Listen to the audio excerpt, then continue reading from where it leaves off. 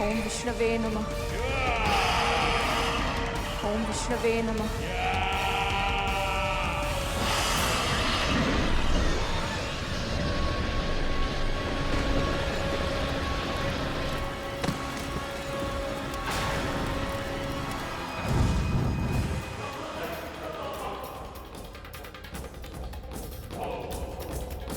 आशा कीजिए कि आपका पुत्र भी हमारी मां की रक्षा और उनका सम्मान ऐसा ही कर रहा हो।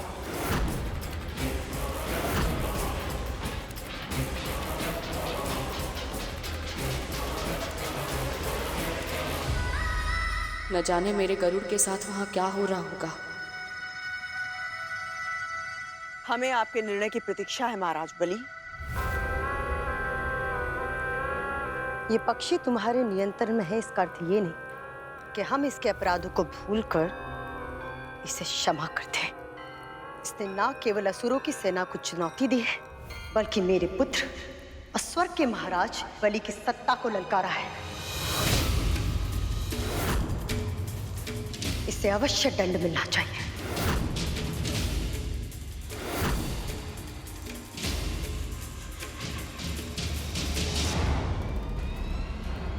पर एक उपाय है।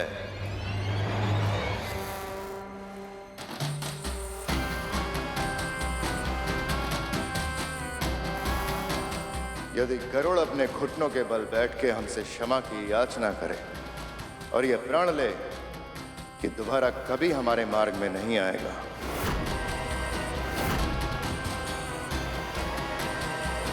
तो शायद हम उसे क्षमादान देने के बारे में विचार कर सकते हैं।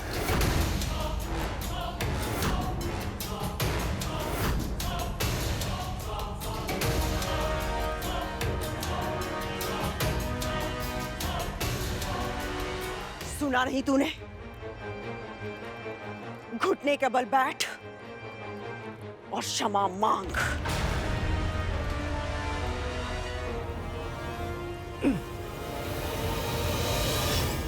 ये आदेश है मेरा गरुड़।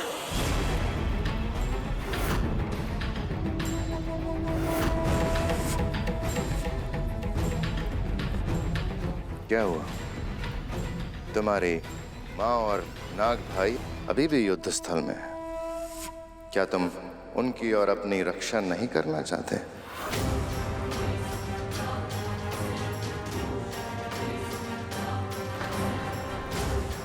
मेरी माँ की सुरक्षा से अधिक महत्वपूर्ण मेरे लिए और कुछ नहीं है। फिर चाहे उसके लिए मुझे अपने प्राण देने पड़े या अपना आत्मसम्मान खोना पड़े। किंतु महाराज, मेरी माँ ने मुझे सिखाया है कि किसी भी त्वरित लाभ के लिए या केवल वाद विवाद को समाप्त करने के लिए क्षमा मांगना उचित नहीं। क्षमा मांगने से पहले अपनी भूल का आभास होना अति आवश्यक है, क्योंकि यदि ऐसा ना हो तो क्षमा मांगने के बाद भी वह व्यक्ति फिर से वही भूल कर देगा और फिर उसकी क्षमा याचना का कोई अर्थ नहीं बचेगा।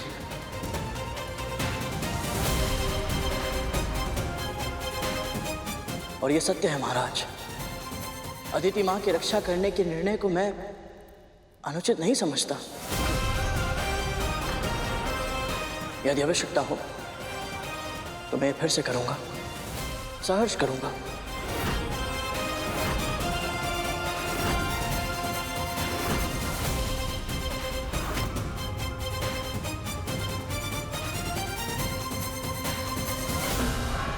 गरुड़ के वचनों में दृढ़ता है, इसके लिए मृत्युदंड सम्मान की बात होगी।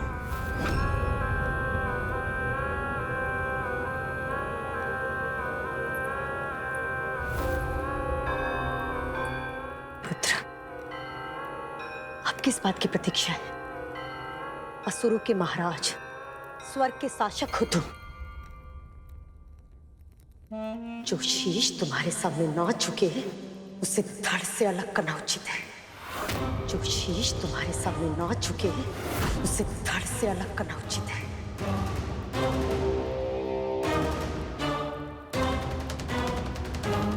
दास होकर भी इतना अभिमान।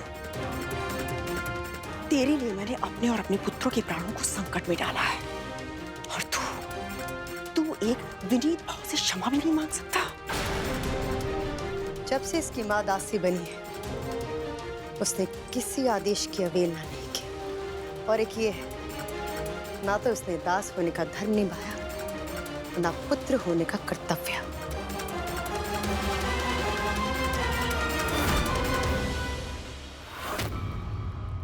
महाराज के आदेश का उल्लंघन करके तूने अपनी मृत्यु को आमंत्रण दिया है।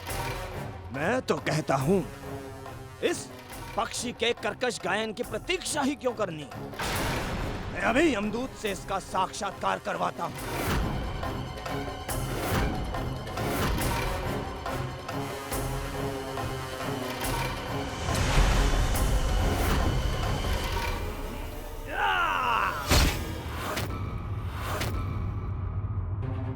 हे परम प्रभु विष्णु, मेरे पुत्र की रक्षा कीजिए, रक्षा कीजिए मेरे पुत्र की।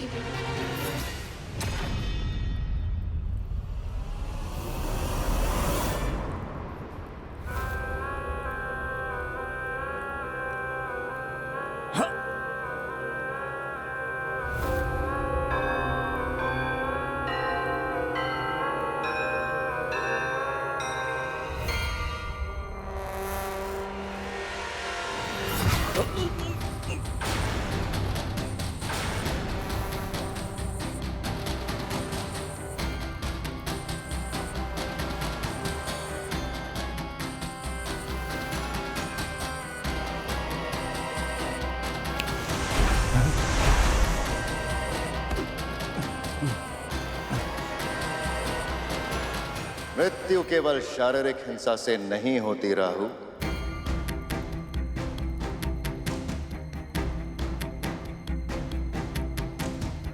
व्यक्ति अपना आत्मसम्मान खो के भी मृतक समान हो जाता है।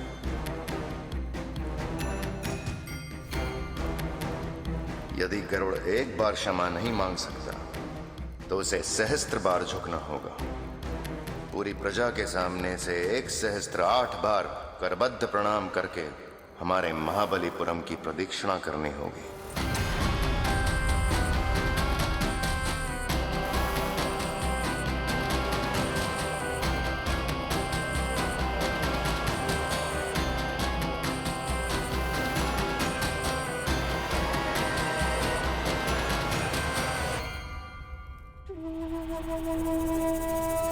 क्या कहीं इसके पीछे इनकी क्या मंशा है, किंतु माँ की रक्षा के लिए मैं कोई भी दंड भुगत सकता हूँ।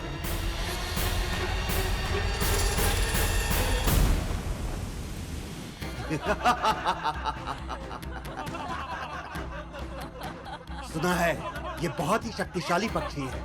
वज्रांग की पूरी सेना को अकेले ही हरा दिया था इसने। तुमने सही कहा मित्र, पर हमारे महाराज बलि के सामने बड़े से बड़े योद्धा नतमस्तक हो जाते हैं। तभी तो आज ये पक्षी भूमि पर लौटकर अपने अपराध की क्षमा मांगेगा। सही कहा मित्र।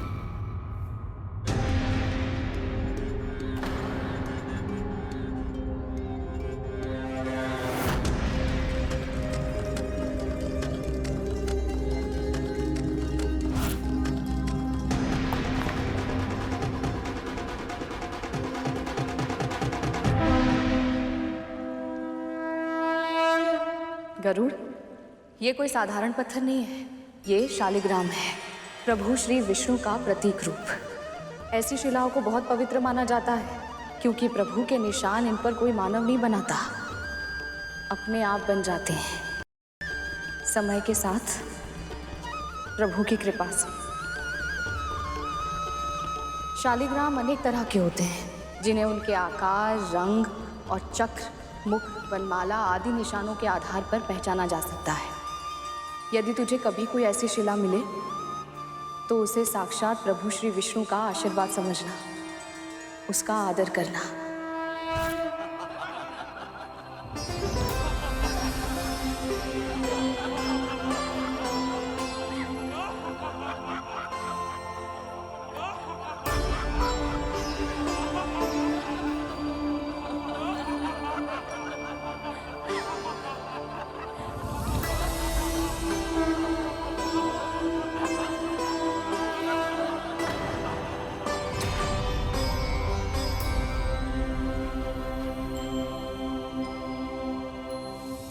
ओम विष्णवे नमः।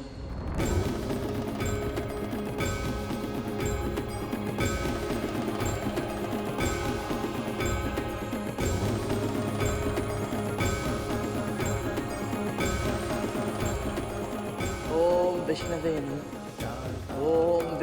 नमः। ओम विष्णवे नमः। ओम विष्णवे नमः। ओम विष्णवे नमः। ओम विष्णवे नमः। ओम विष्णवे नमः। ओम विष्णवे नमः। ओम विष्णवे नमः।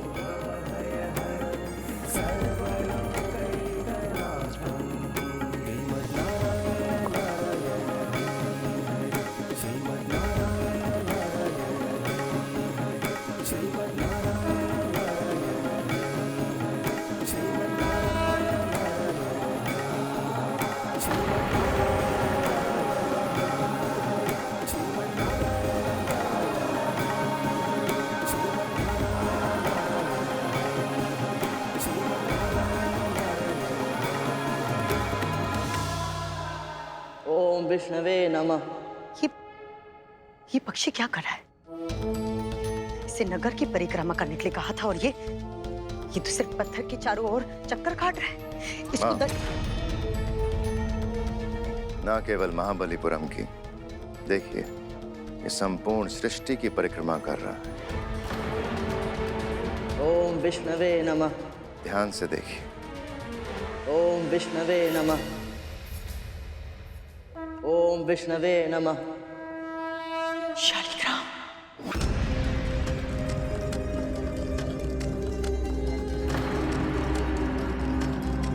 ओम विष्णवे नमः।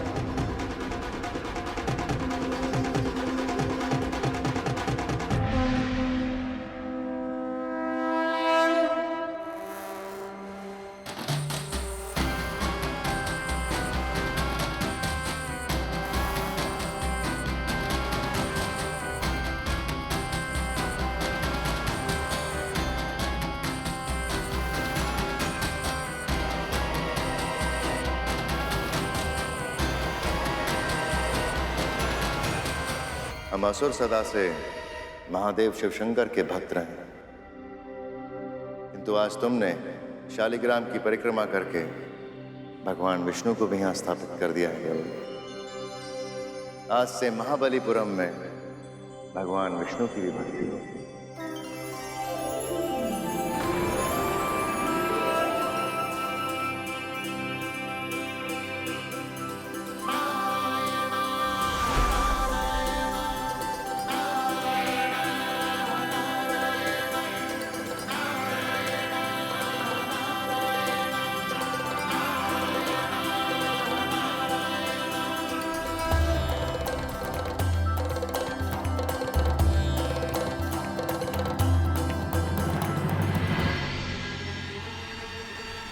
उन्हा जीवित बच गया है ये गरुड़। क्या करूं जिससे ये असुरों के लिए भविष्य में खतरा ना बने।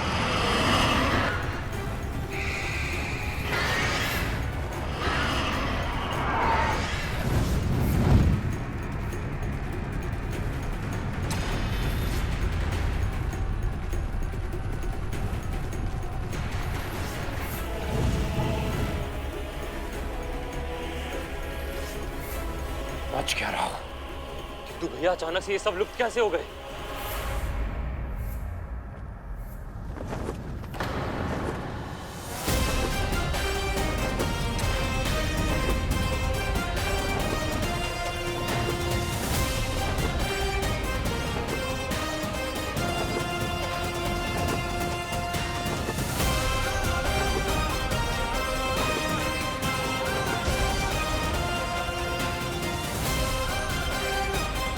प्रभु, आपका कोटि कोटि धन्यवाद।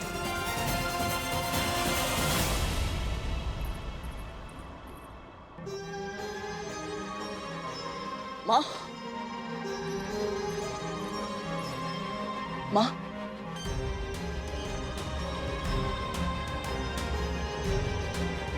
इसे छोड़िए माँ, आप सकुशल है?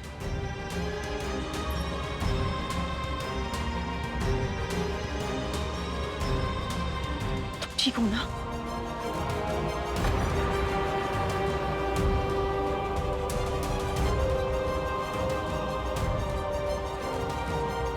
आज तुम दासों के लिए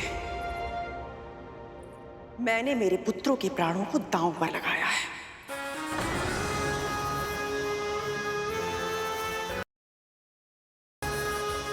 हमें आभास है महारानी, इसके लिए हम दोनों सदैव आपके ऋणी रहेंगे। कुछ सीख अपनी मां से। ये होता है अच्छे दास का व्यवहार।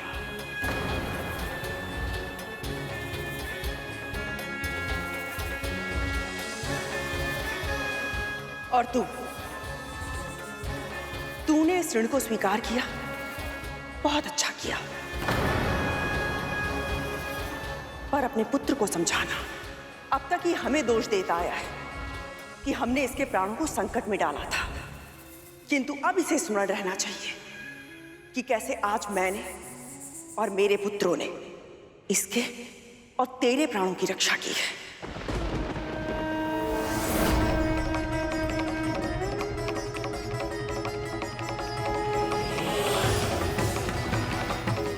महारानी, मैं सच्चे हृदय से आप सबका आभारी हूं।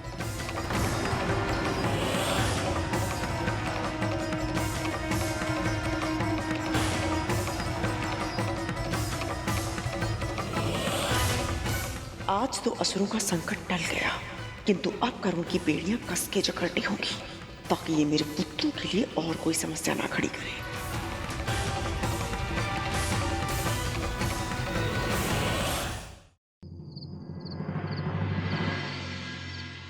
माया भी बहुत ढीठ है।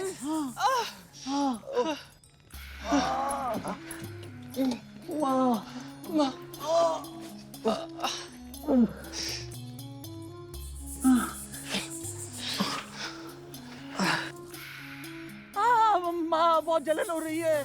जलन होगी तभी तो घाव स्वस्थ होगा। अच्छा।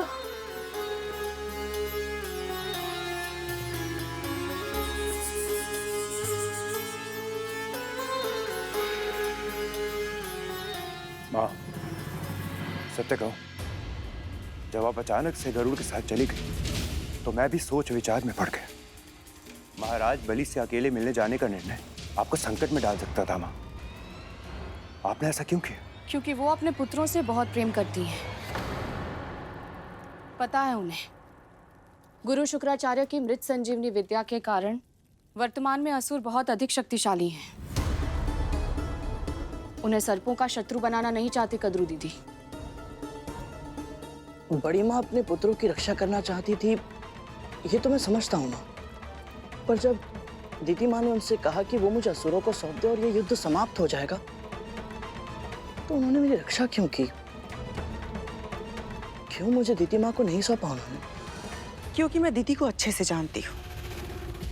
वो गरुड़ को दास बना लेती और अवसर पड़ने पर उसकी अद्भुत शक्तियों को हमारे विरुद्ध उपयोग करती।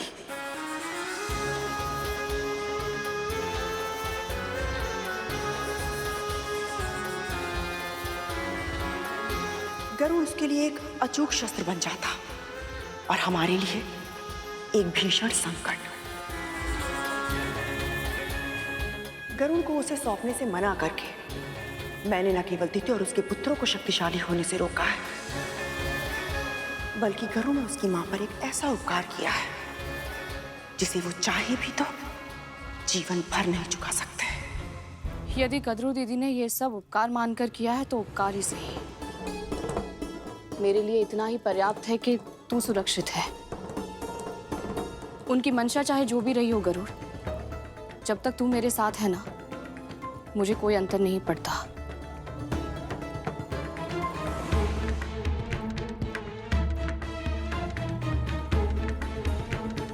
किंतु मुझे अंतर पड़ता है माँ। आखिर ऐसा क्या चल रहा है उनके मस्तिष्क में? शीघ्र ही मुझे कुछ ऐसा करना होगा कि गरुड़ और उसकी माँ मेरे हाथों की कठपुतलियां बनकर रह जाए।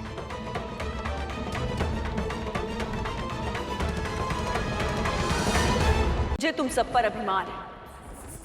आज जिस तरह तुम लोगों ने असुरों का डटकर सामना किया है, मेरा विश्वास और भी दृढ़ हो गया है। एक दिन तुम लोग पृथ्वी पर नहीं अपितु पूरे त्रिलोक पर शासन करोगे।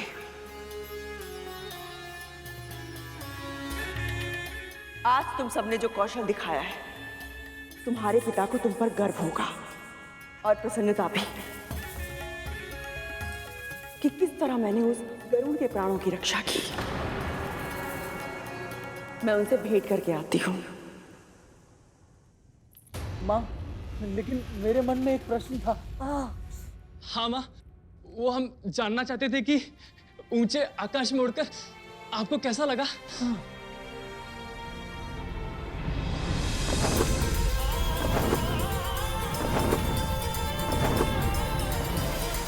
हाँ माँ, बताइए ना, आपको कैसा लगा पक्षियों की तरह उड़कर? सम्मोहक, मनमोहक, नदी के बहते जल की तरह मुक्त, किसी स्वप्न जैसा था आकाश में उड़ने का अनुभव।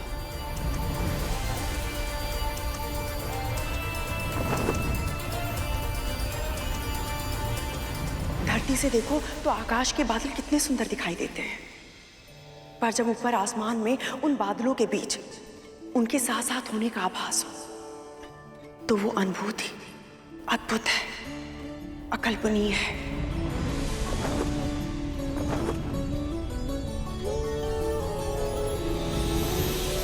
मैं तो सबसे अधिक प्रभावित हुई उस गरुड़ की गति से।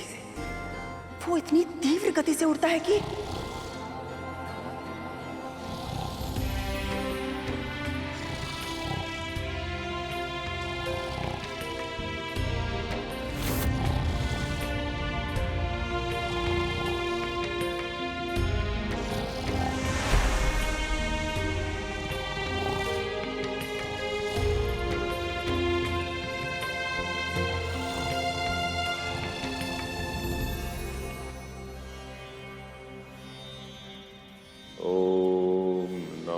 भगवते वासुदेवाय। ओम नमः भगवते वासुदेवाय। ओम नमः भगवते वासुदेवाय। ओम श्री भगवते वासुदेवाय।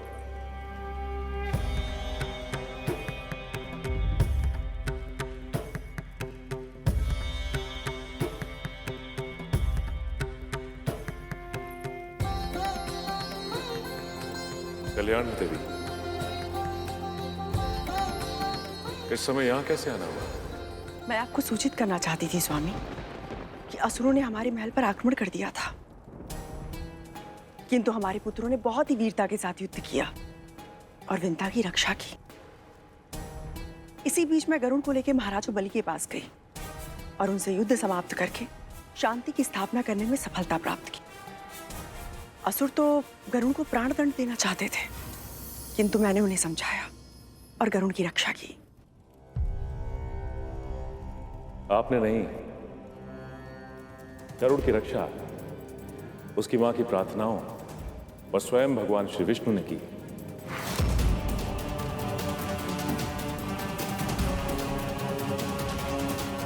देवी कद्रू, आपकी सबसे बड़ी भूल यही है कि आपको लगता है कि जो कुछ भी हो रहा है वो आपकी इच्छा से हो रहा है, किंतु सत्य यह है कि यहां इस संसार में जो कुछ भी होता है भगवान श्री विष्णु की इच्छा से होता है।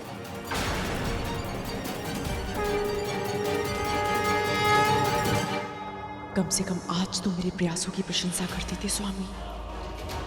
आप अपने पुत्रों को सर्वश्रेष्ठ बनाना चाहती हैं, किंतु ये लक्ष्य गरुड़ का अत्याचार या उसे बंदी बनाने की आवश्यकता नहीं है। उसका जन्म महान उद्देश्यों के लिए हुआ है और उसमें से सबसे बड़ा उद्देश्य है उसकी मां को दास्तां से मुक्त कराना।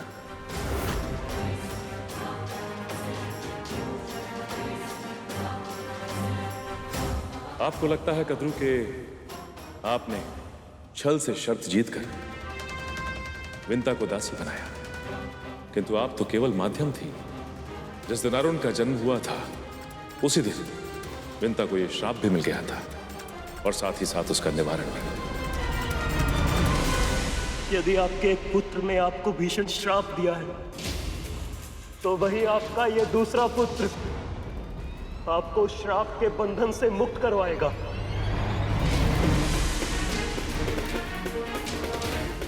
गरुड़ ऐसा प्राणी है जिसने असुरराज बलि के दंड को भी पुण्य अर्जित करने का माध्यम बनाया। उसमें अद्भुत बुद्धि है। आप केवल उसके तन को दास बना सकती हैं, किंतु चाह कर भी आप उसके मन और मस्तिष्क को अपना बंदी नहीं बना सकती। अपनी मां को मुक्त कराना उसकी नियति है और वो अपने इस उद्देश्य को पूरा करके रहेगा।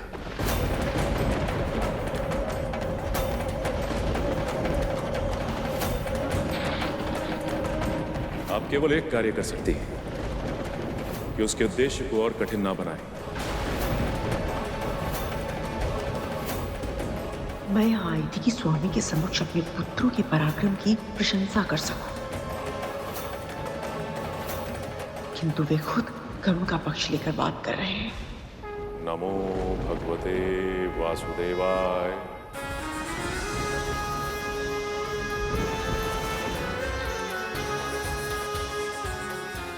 मैंने विंता और गरुड़ के लिए इतना सब किया, अपने पुत्रों के और स्वयं के प्राणों को भी संकट में डाल दिया। असुरों से उसकी रक्षा करने के लिए उन दोनों को तो मेरा जीवन भर के लिए ऋणी होना चाहिए। मुक्त होने के बारे में सोच भी कैसे सकते हैं वो? महाराज, गरुड़, तुम इस समय यहाँ क्या कर रहे हो? क्षमा कीजिए महारानी, मेरा उद्देश्य आपको भयभीत करना नहीं था, बस कुछ कहना है आपसे। जो भी कहना है कल कहना, आज बहुत रात हो चुकी है, तुम जाओ यहाँ से। महारानी, एक विनती करनी है, बस 2 पल के लिए सुन लीजिए। ऐसी कौन सी विनती करनी है जो एक रात भी प्रतीक्षा नहीं कर सकते तुम? कहा ना, मुझे विश्राम की आवश्यकता है, कल बात करेंगे। महारानी, यदि इस विचार को और अधिक समय तक मेरे मन में रखा तो मेरे हृदय का भार मेरे प्राण ले लेगा। मैंने अपने जन्म से लेकर आज तक आपको अपनी मां के साथ अत्याचार करते देखा, अपने वचनों से, अपने कर्मों से उन्हें दुखी करते देखा है। पर आज जब आपने दीदी मां को मुझे सौंपने से मना कर दिया, तब मुझे आभास हुआ महारानी कि आपके व्यक्तित्व के और आयाम भी है जो इस बाहरी आवरण के पीछे छिपे हैं। आज तक मैंने एक अत्याचारी महारानी को देखा था, पर आज एक बड़ी बहन को देखा जिन्होंने अपने पुत्रों को आदेश दिया कि वो उनकी छोटी बहन की रक्षा करे। आज पहली बार मैंने अपनी विमाता को देखा जो मेरे प्राणों की रक्षा करने के लिए स्वयं शत्रुओं के सामने दीवार बनकर खड़ी हो गई। आज पहली बार मैंने एक मां को देखा जो अपने पुत्रों से इतना स्नेह करती है कि उनके भविष्य की सुरक्षा के लिए उन्होंने अपना जीवन दांव पर लगा दिया। इसे प्रशंसा कहते हैं गरुड़। तुम्हें तो विनती करनी थी ना। विनती करनी है, पर आपके भीतर छिपी अपनी बड़ी मां से विनती करनी है मुझे। मेरी मां को उनका जीवन लौटा दीजिए, उन्हें अपनी दास्ता से मुक्त कर दीजिए बड़ी मां।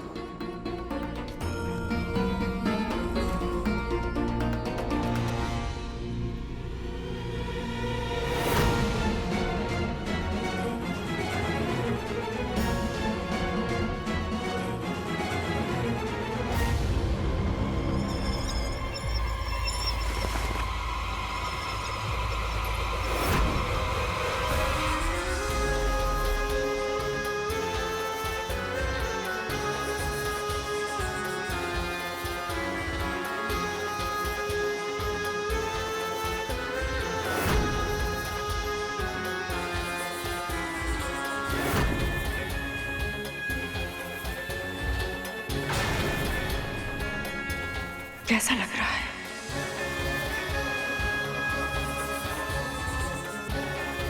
अच्छा नहीं लग रहा है ना? किंतु जिसका जो स्थान होता है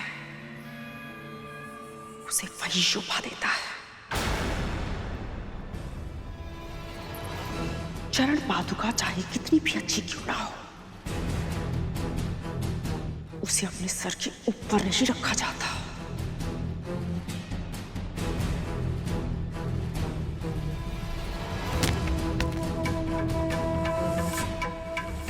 आज तो तूने ये दुस्साहस कर लिया, किंतु फिर कभी तेरी जीवा में तो क्या, तेरे मस्तिष्क में भी ये विचार नहीं आना चाहिए, कभी नहीं।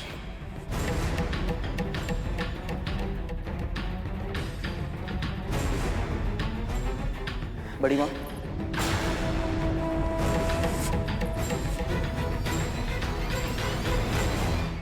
बड़ी माँ नहीं, महारानी।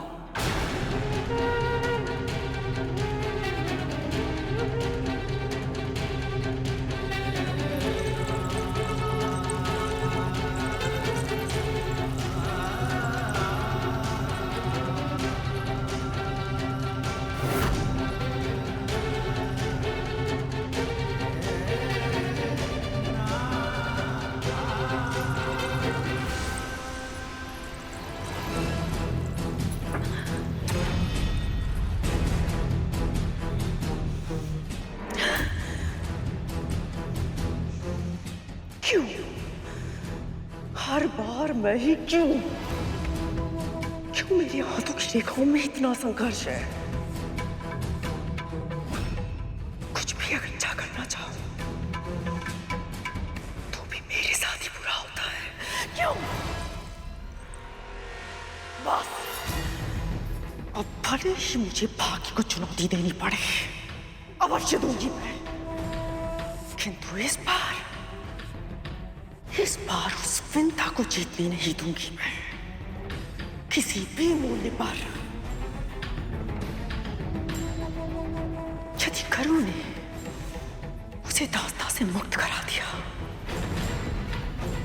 तो वो स्वयं भी मुक्त हो जाएगा, और फिर इतने वर्षों तक जो मैंने उनके साथ किया है उसका प्रतिशोध वो मुझसे और मेरे पुत्रों से लेगा। नहीं, बिल्कुल नहीं, किसी भी मूल्य पर ऐसा नहीं होने दूंगी मैं, किसी भी मूल्य पर।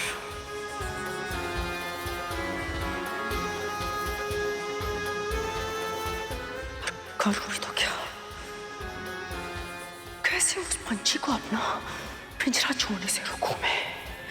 कैसे रोकूं उसे मुक्त आकाश में उड़ने से? कैसे?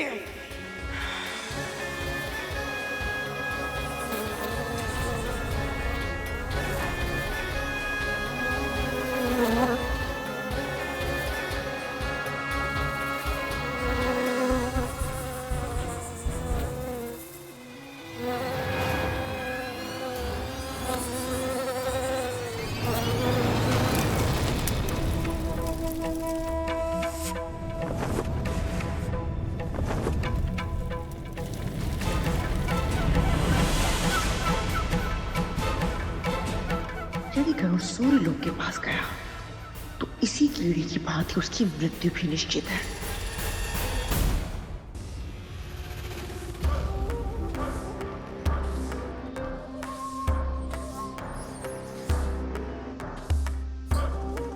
गरुड़, सुनो ना,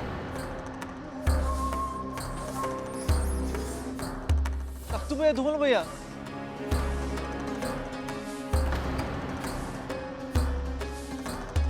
गरुड़, हमारे दास, हमें फिर से भ्रमण पर जाना है।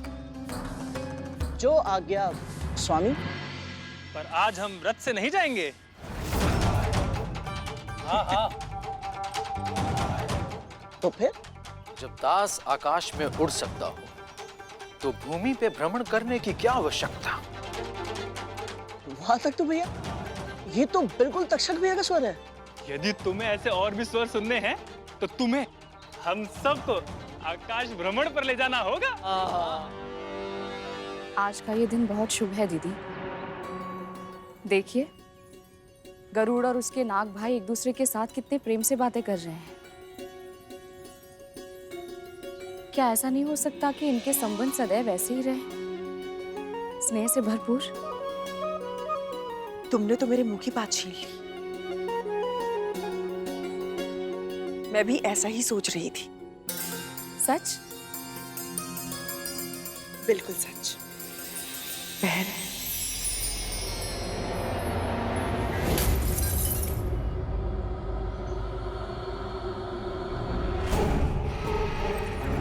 मैं तो ये भी सोच रही थी कि कुछ दिनों से युद्ध की काली छाया हम सब पर मंडरा रही है, और अब तो हमारा महल भी उसकी चपेट में आ गया है। क्यों ना हम दोनों मिलकर शांति की स्थापना के लिए हवन करें? ये तो बहुत ही अच्छा विचार है। तो एक काम करो, तुम जाके वन से लकड़ी लेकर आओ, मैं हवन की तैयारी करती हूँ। ठीक है।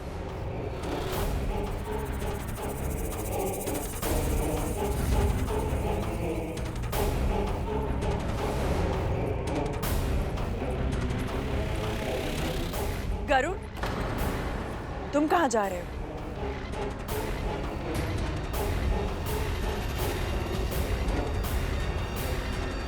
मैं और तुम्हारी माँ शांति स्थापित करने के लिए एक हवन करना चाहते हैं, पुत्र।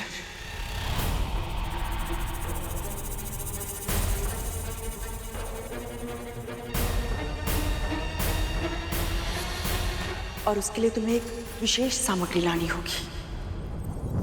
आदेश दीजिए महाराज।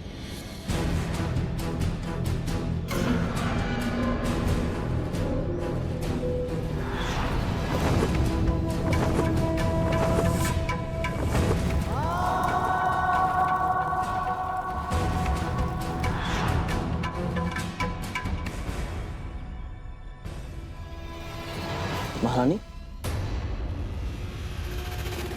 मुझे सूर्य पुष्प चाहिए, पुत्र। सूर्य पुष्प? हाँ। सूर्य पुष्प? और उसके लिए तुझे सूर्यलोक जाना होगा, क्योंकि यह अद्भुत पुष्प वहीं खिलता है, पुत्र।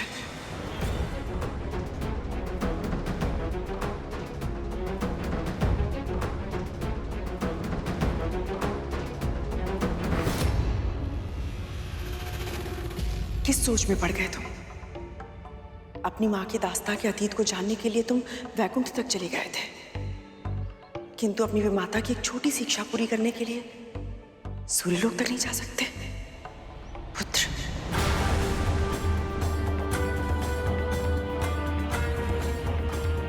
आपकी इच्छा अवश्य पूरी होगी, बड़ी माँ।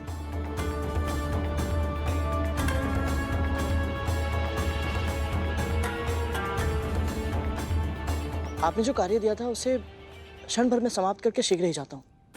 फंस गया पंछी पिंजरे में। अब गरुड़ नाम की समस्या का हमेशा हमेशा के लिए समाधान हो जाएगा।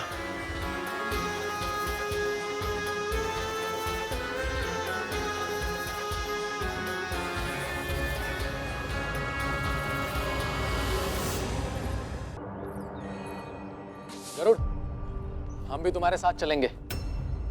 हाँ, परंतु ले चलो ना गरुड़, हम बहुत मन है हमें अंतरिक्ष भ्रमण करने का।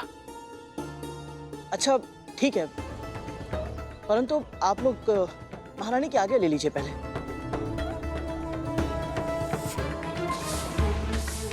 पर माँ की आज्ञा क्यों? उसकी तो कोई आवश्यकता ही नहीं है गरुड़। हाँ।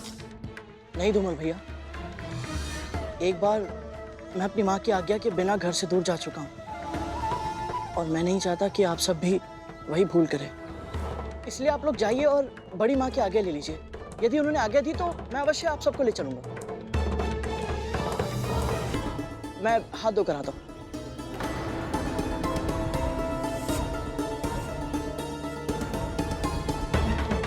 गरुड़, माँ की आज्ञा के बिना हमको लेकर नहीं जाएगा तख्तू। और माँ आज्ञा देगी नहीं। तो क्या करें भैया? बड़ा मन है अंतरिक्ष भ्रमण करने का।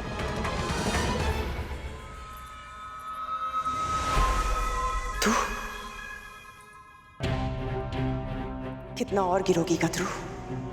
तुम्हारे स्वामी, जिनका हृदय इतना शुद्ध है कि देवता भी उनसे परामर्श लेते हैं, उन्होंने भी तुम्हें समझाया कि गरुड़ उसकी मां को मुक्त कर दो, किंतु तुम उनके सुझाव के बिल्कुल विपरीत कार्य कर रही हो।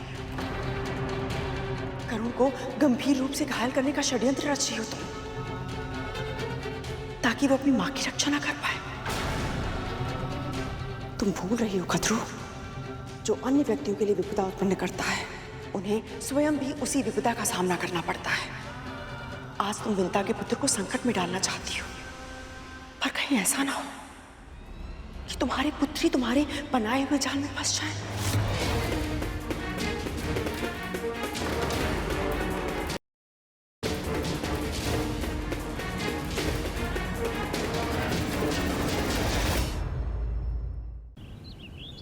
गरुड़, तू गया नहीं अभी तक?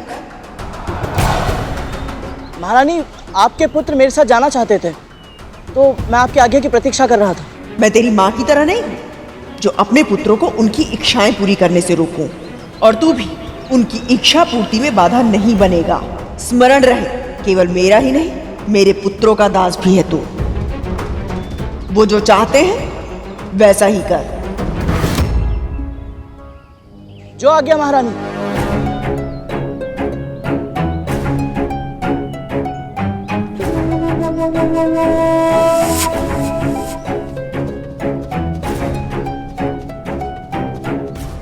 ऐसा कुछ नहीं होगा। मेरे पुत्रों के हित के लिए सबसे उत्तम क्या है, इस बारे में मेरे और मेरे स्वामी के विचार बिल्कुल भिन्न भिन्न हैं। मैंने पहले भी कहा था, एक पिता अनासक्त हो सकते हैं, किंतु मेरे लिए संभव नहीं है। और इसलिए मैंने उस गरुड़ रूपी संकट को अपने मार्ग से हटाने के लिए एक ऐसा उपाय सोचा है जिसकी काट संभव नहीं है। सत्य कहा तुमने, तुम्हारा उपाय अचूक है। जो तुमने सोचा वही होगा। विष्णु लोक की यात्रा के समय सूर्यदेव और गरुड़ की भेंटावशी हुई थी, किंतु उसने सूर्यलोक में प्रवेश नहीं किया था। किंतु अब तुम्हारे आदेश के कारण उसे सूर्यलोक के भीतर प्रवेश करना होगा, और तब होगा उसे सूर्य के असहनीय तेज और विकराल ताप का अनुभव। उसके पंख जल जाएंगे। मृत्यु नहीं भी हुई तो भी तड़प तड़प कर वो पृथ्वी पर गिर जाएगा।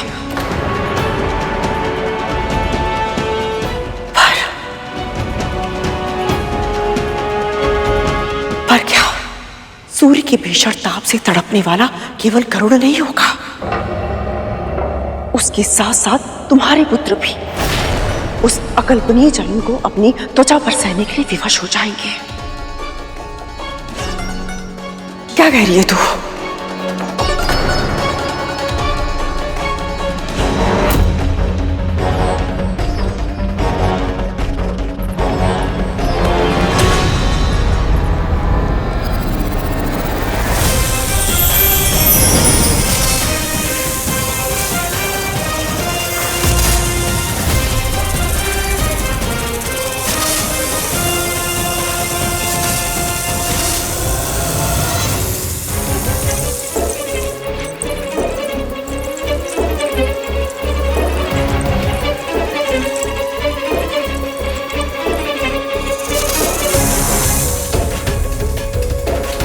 गरुड़, चलो चलो चलो।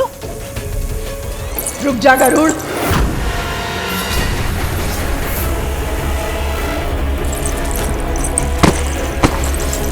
कहीं माँ ने देख लिया तो वो रोक लेंगी और सब किया कराया व्यर्थ हो जाएगा। गरुड़, समय क्यों नष्ट कर रहे हो? अब उड़ो भी।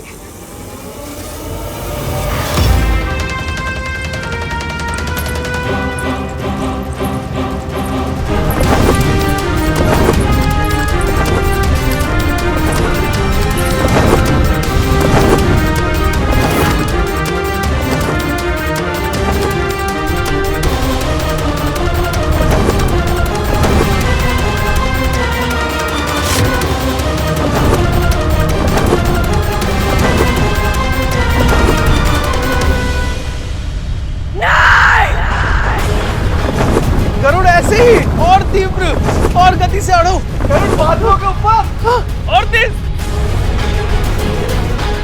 आनंद आ रहा है। तो भैया, धूमल भैया, वो देखो, इतनी ऊंचाई से हमारा महल कितना छोटा लग रहा है। वो माँ है क्या? हाथों के संकेत से ऐसा प्रतीत होता है कि वो हमें विदा कर रही हैं।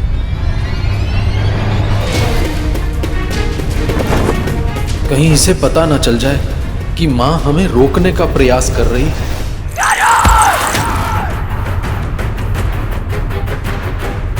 अरे गरुड़, ध्यान कहाँ है तुम्हारा? अरे और ऊपर उड़ो ना। हाँ, तुम नीचे कहाँ देख रहे हो? कहीं बादलों से टकरा गए तो? उड़ो।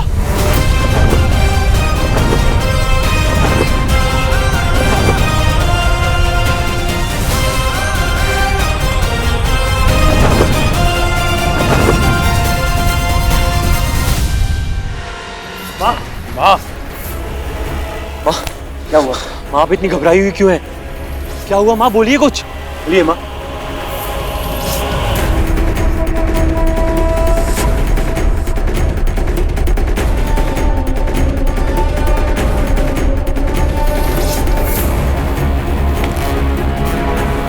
ये तो गरुड़ है। गति बढ़ाओ, गति बढ़ाओ, गति बढ़ाओ।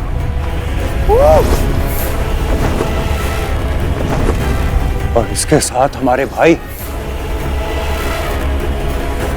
ये उन्हें कहाँ लेकर जा रहा है?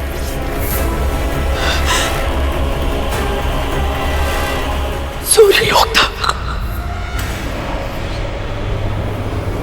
मैंने आदेश दिया था गरुड़ को वहां पे चढ़ने के लिए, ये सोच करके उसके पंख चल जाएंगे, उसकी शक्ति समाप्त हो जाएगी।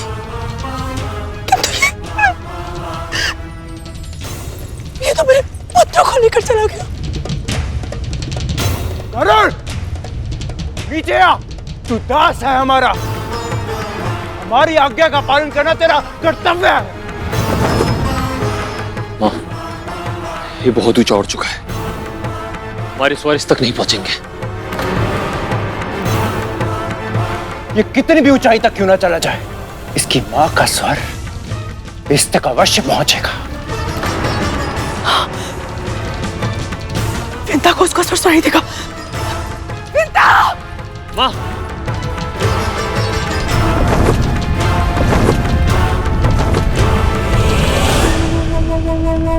कल्पना भी नहीं की थी आकाश में इतना आनंद आएगा।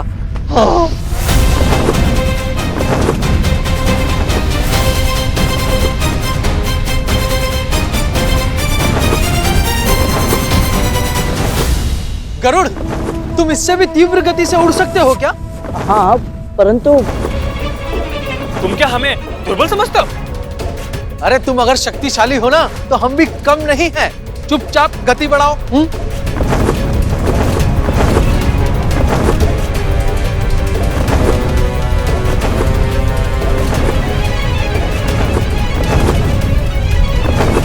हम अंतरिक्ष में आ गए। भूतनंदी भैया, कितने सारे तारे।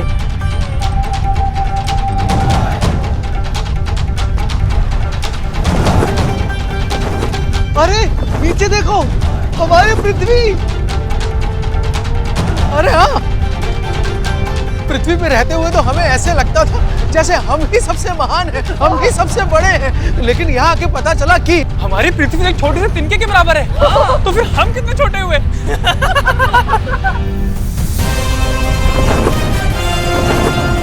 अच्छा ही हुआ कि ये सब मेरे साथ इस यात्रा पर चले आए। संभव है यह अनुभव इन्हें विनय का महत्व सिखा दे और पृथ्वी पर लौटने के बाद ये सब माँ को दास्ता से मुक्त कराने के लिए बड़ी माँ को मनाने में मेरी सहायता करें। विंता! विंता!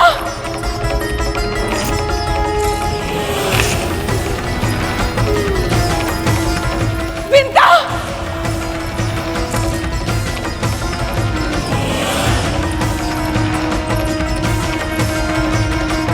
विंता!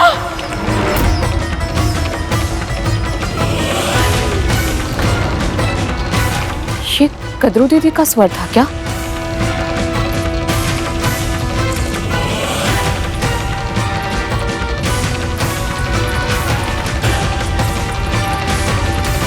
मुझे ऐसा क्यों लगा जैसे वो मुझे पुकार रही हो, पर वो यहाँ वन में क्या करेंगी? विंता! विंता! विंता! विंता! दीदी, मेरे पुत्र को बचा ले, उनकी रक्षा कर विंता, उनकी रक्षा कर। पर हुआ क्या है? आप ऐसे क्यों कह रही हैं? वापस बुला ले उसे। सोच क्या रही है? वापस आने का आदेश दे उसे। आप इतनी घबराई हुई क्यों हैं और किसे वापस लौटने का आदेश दूं मैं? गरुड़ को। मैंने उसे सूर्य पुष्प लाने भेजा था, किंतु मेरे पुत्र भी उसके पीछे चले गए। मैंने बहुत पुकारा उसे धरती पर वापस आने के लिए, कहा किंतु उसने मेरी नहीं सुनी। वो बहुत दूर जा चुका, मेरी ध्वनि उस तक नहीं पहुंच रही है। तू बुलाना उसे। यदि मेरे पुत्र को कुछ हो गया तो मैं जीवित नहीं रह पाऊंगी पिता। तू ही है जो उसकी रक्षा कर सकती है। बुला ले अपने पुत्र को, वापस बुला ले। बुलाना, बुला अपने पुत्र को। हाँ, आप चिंतित मत होइए, मैं उसे वापस बुलाती हूँ। गरुड़! गरुड़! गरुड़!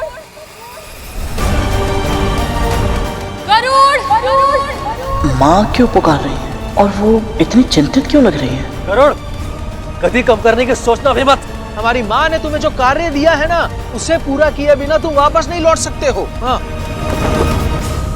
भूलो मत गरुड़, तुम सिर्फ अपनी माँ के पुत्र ही नहीं, हमारे दास भी हो। इसलिए तुम तब तक वापस नहीं जा सकते जब तक हम आदेश ना दें। स्मरण रखना गरुड़, यदि तुमने हमारी आज्ञा का पालन नहीं किया तो परिणाम तुम्हारी माँ को भोगना पड़ेगा। दास बने केवल 2 ही दिन हुए हैं और अभी से कितना विवश हो गया हूँ मैं कि चाह कर भी अपनी माँ के पास लौट नहीं सकता। तो फिर माँ के लिए कितना कठिन, कितना दुखद होता होगा अपनी इच्छाओं का गला घोटकर इन सब के आदेश का पालन करते रहना, बिना रुके लगातार। उन्हें ऐसे जीवन नष्ट करते नहीं देख सकता मैं।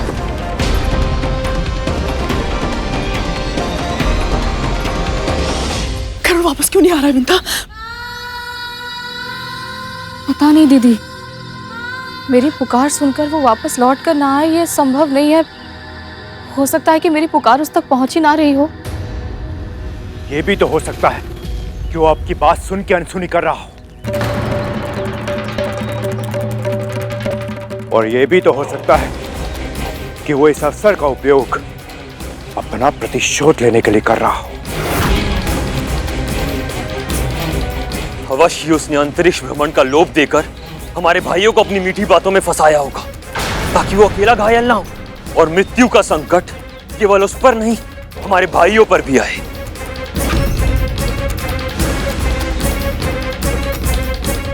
मेरा पुत्र तुम सब जैसा नहीं है। नैतिक मूल्यों का सम्मान करता है, मेरे दिए संस्कारों को मानता है। वो किसी को अपनी मीठी बातों में नहीं फंसाता, केवल सत्य और धर्म के मार्ग पर चलता है मेरा पुत्र। सब समझ में आ गया मुझे। आपने आज पवन की चर्चा इसलिए की क्योंकि आप चाहती थी कि मैं अपने पुत्र को छोड़कर यहाँ वन में आऊं और उसे सूर्य लोक जाने से रोक ना पाऊं। भली भांति जानती थी आप, सूर्य लोक में प्रवेश करना और वहां से सूर्य पुष्प लेकर वापस लौटना असंभव था, फिर भी आपने उसे यह आदेश दिया ताकि इसका पालन करने के कारण सूर्यदेव क्रोध में आ जाए और ऐसी भीषण अग्नि वर्षा करें कि मेरे पुत्र के पंख जल जाए और उसके प्राण।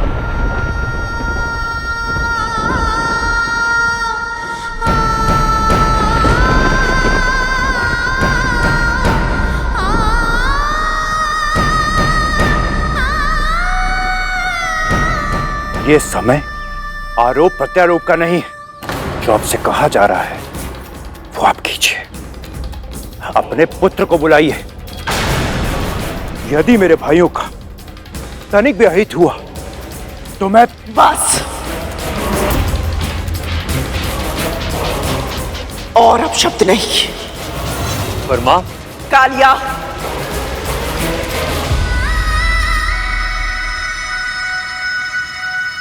आज मैं विंता से एक महारानी की तरह नहीं, एक मां की तरह बात करना चाहती हूँ।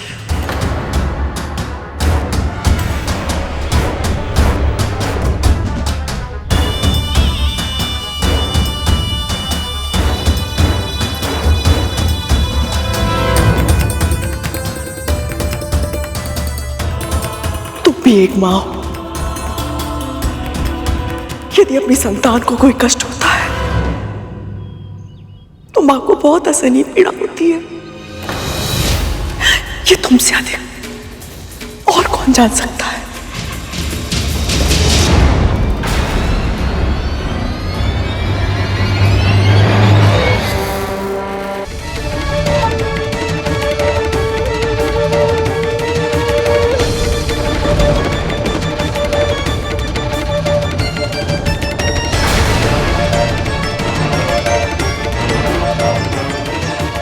मैं जानती हूं तुम मुझसे क्रोधित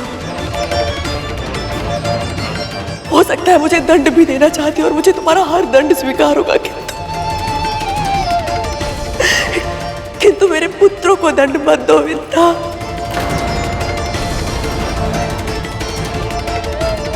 अपने पुत्र को वापस बुला लो।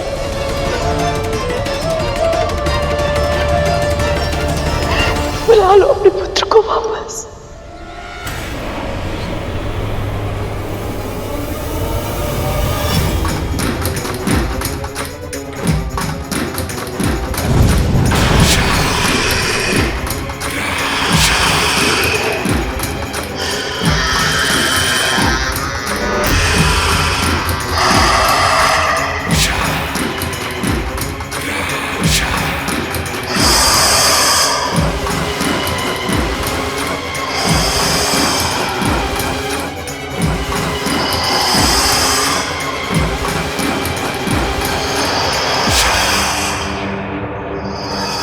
जब तक आप मेरे भाइयों की सहायता नहीं करती, आप यहां से नहीं जा सकते।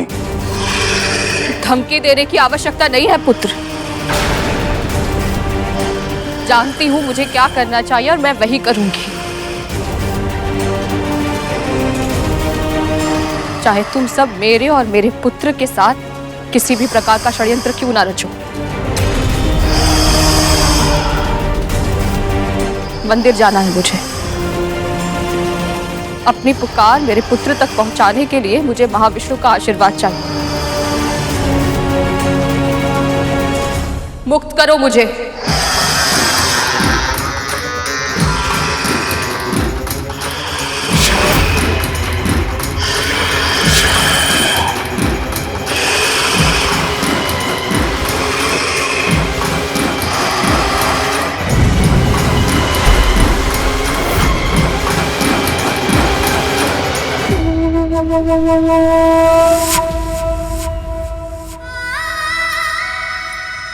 जैसे भी हैं पुत्र समान है मेरे, इसलिए मेरी प्रार्थना स्वीकार कीजिए प्रभु। किसी भी अहित की ज्वाला ना तो नागों तक पहुँचे और ना ही मेरे पुत्र गरुड़ को जलाए। वो सब सकुशल धरती पर लौट आए।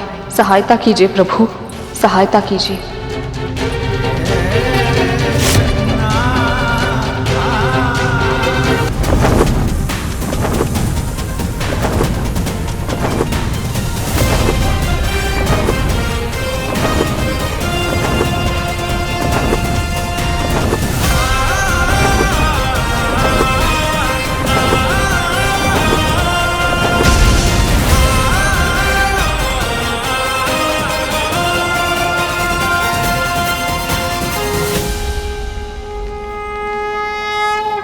प्रणाम चंद्रदेव।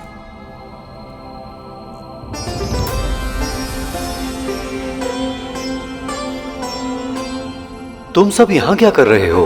बड़ी माँ का हवन करना है चंद्रदेव, इसलिए मैं सूर्यलोक जा रहा था सूर्य पुष्प लाने।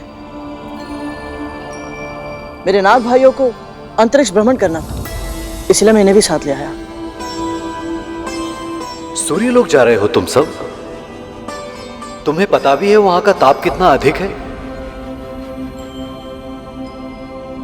सूर्यदेव को दूर से प्रणाम करना तो फिर भी आसान था, परंतु सूर्यलोक में प्रवेश करना असंभव है।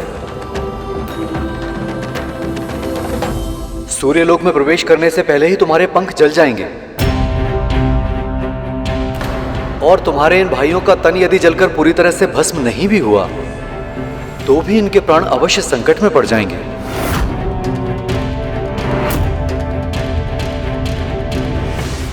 चंद्रदेव का कहना सही है।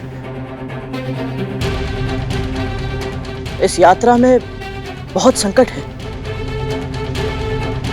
और आप सभी के प्राणों से अधिक महत्वपूर्ण नहीं है ये। मुझे लगता है कि मुझे इसी समय आप सबको घर लेकर चलना चाहिए। गरुड़, कहा जाता है पृथ्वी पे जन्म लेने वाला कोई भी देहधारी अपने देह के साथ वैकुंठ तक नहीं जा सकता, पर तुमने ये करके दिखाया ना। और हम सब केवल इसलिए वापस लौट जाएं कि इस यात्रा में हम सबके प्राण संकट में हैं। ऐसा नहीं हो सकता गरुड़। हमारी माँ ने हमारे जन्म के लिए कितनी प्रार्थनाएं की थी। हमारी माँ ने कितने मन से वरदान मांगा था कि उनके महाशक्तिशाली पुत्र हों। माना कि हम अपने बड़े भाइयों की तरह शक्तिशाली नहीं, मगर हम सब मन से योद्धा हैं। बिल्कुल सही कहा सरकुटा। हम वापस लौट के नहीं जाएंगे गरुड़। हम अपनी माँ को निराश नहीं कर सकते हैं। हम सूर्यलोक जाएंगे और ये हमारा आदेश है।